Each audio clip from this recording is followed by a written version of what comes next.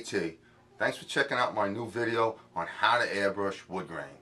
I'm going to show you in this video very simple technique how to airbrush realistic wood grain. I'll give you a close-up view. The next thing you're going to need is something to airbrush on. And for this, we're going to use an aluminum panel. This is white powder coated aluminum panel. This is a 12 by 18 inch aluminum panel. You can usually get these online from most of the airbrush supply companies, or if you have a local sign supply company in your neighborhood, you can look it up or Google it, and they usually sell these for $4 or $5. And this technique, you can only do it on a hard surface such as metal or fiberglass. You can't do it on wood or paper or textiles or anything like that. It has to be a hard, non-porous surface for this to work. The next thing you're going to need is paint. Now, to do this technique, you're going to have to use a water-based or waterborne airbrush paint. I use Autowear for this. Works really good. It's a great paint. It's very resilient, and it's not expensive, and it's a great paint for this. And lastly, the thing you're going to need is some tape or transfer tape. This is transfer tape or application tape. If you don't have R tape, you can use masking tape, but don't buy cheap masking tape. Get some 3M automotive type tape, or another good tape that works really good is a tape called frog tape. It's you can get that in your hardware stores. It comes in two colors, green and yellow. The yellow is for delicate surfaces. That is a good tape that you can use for this if you don't have the big wide application tape. This is the yellow frog tape. Okay, this one is for delicate surfaces. It comes in green, which is their regular, and if you don't have the application tape or the transfer tape, you can use frog tape. Okay, you can see it's pretty thin tape, cuts really nice, works great, and it doesn't leave any glue residue on your surface. Next thing you want to do is take your panel and you want to scuff it down real well. Okay, use a red. This is a red 3M Scotch-Brite pad. Once you have it all scuffed down, you can take some wax and grease remover, wipe it down, clean off all the oils and grease and dirt off of that panel. Got my panel set up again. Got my yellow ochre in my airbrush. Change my camera angle a little bit so you can see better what I'm doing. And we want to just base coat this in the yellow ochre right now. And here we go. Using my Vega 2000 gives me a nice. Of all the airbrushes, bottom feed airbrushes, this is a great airbrush for this. Gives you a nice wide even spray. If you had a little mini touch-up spray gun, you could use that for this as well. But I'll do it with an airbrush because that's what most of you have, and that's how most of you people are going to do it.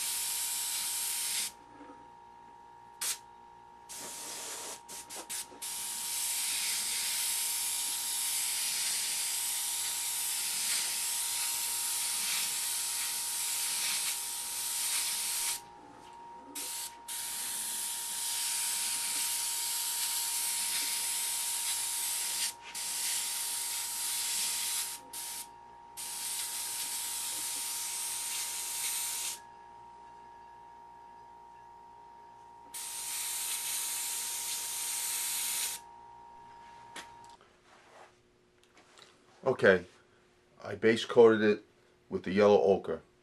Put a nice full coat of the yellow ochre on there. Next thing we're going to do is also one of the little tips, secrets to get the wood grain realistic. Take a red Scotch-Brite pad. use a nice new one when you do this, because you don't want it contaminated with anything that's going to get onto your surface.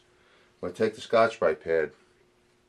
I'm going to go in one direction, the direction of the grain, and we're going to put sort of like scratches in it, which is, if you look at wood, in addition to the grain, if you look very close, you see these little tiny little scratches in the wood, or not really scratches, they're grain marks. And this is what we're going to do. We're going to make the underlying, or the underlying grain of the wood to make it more realistic. So just take your Scotch-Brite pad, and you can do as much or little of this as you want, and you can see right away I'm getting some scratches in here.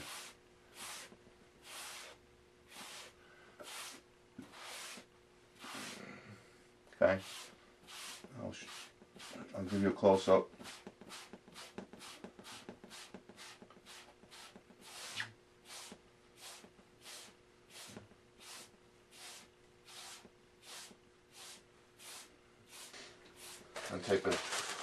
And take a tack cloth, give it a light wipe. When you light wipe with your tack cloth, very light. You don't want to leave the glue that's on the tack cloth on your surface. So just when you wipe with a tack cloth, go very light. So, let me get all that. I'm gonna bring this close so you can see that. Got some nice lines in there. Next step, we got the root beer in the airbrush, and we're gonna hit it with the root beer. And I have one of these blue shop towel, kind of paper towel things, in my hand. I'm gonna spray it and wipe it. The reason for that is because I want to get the root beer sort of in these scratches. Okay, darken them up a little bit. You'll see what I mean as I'm doing this. So we do the spray, and this is why you really can't do this with solvent paint, because it dries too fast. Doing that spray and then wipe it off.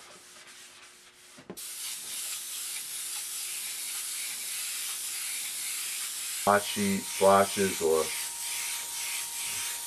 even some stippling, not a problem. It just adds to your wood grain effect.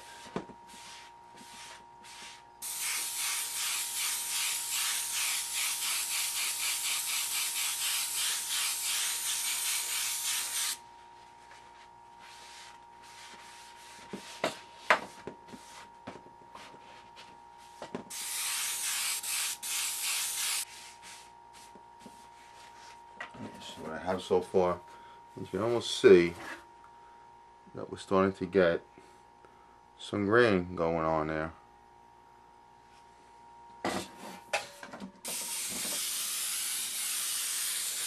There we go.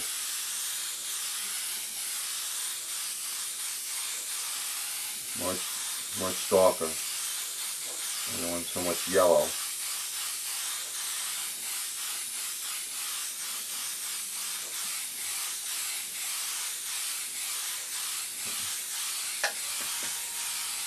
Try to get it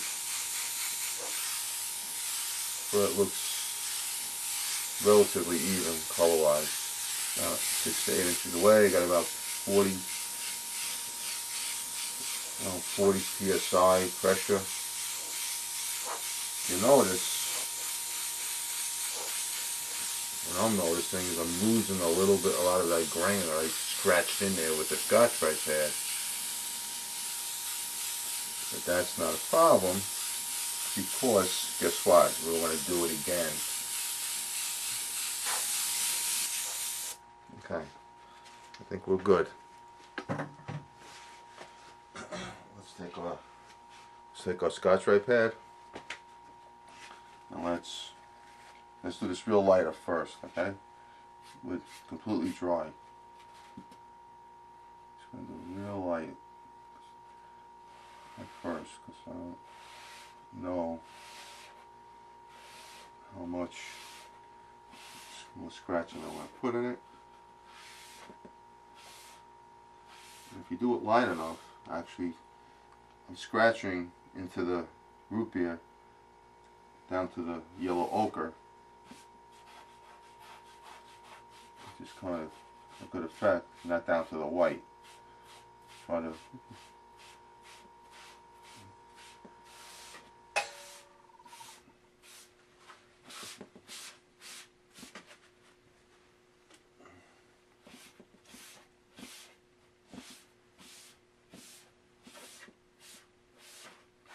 okay. Do a quick wipe with us.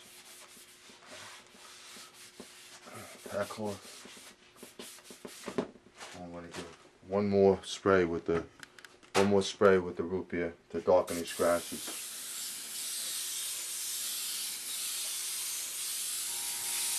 Okay. The red oxide in there.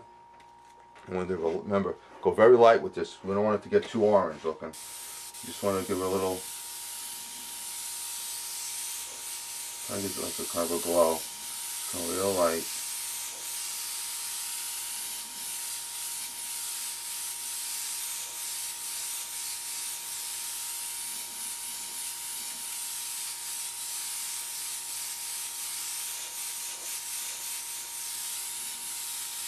That's good. All right, that's good. That's if you can see that, sort of angle it a little bit there for you. Okay. Out of focus, I think. Anyway, that's a nice base to our wood grain. This is just the base, the underlying base, sort of an underpainting for our next step.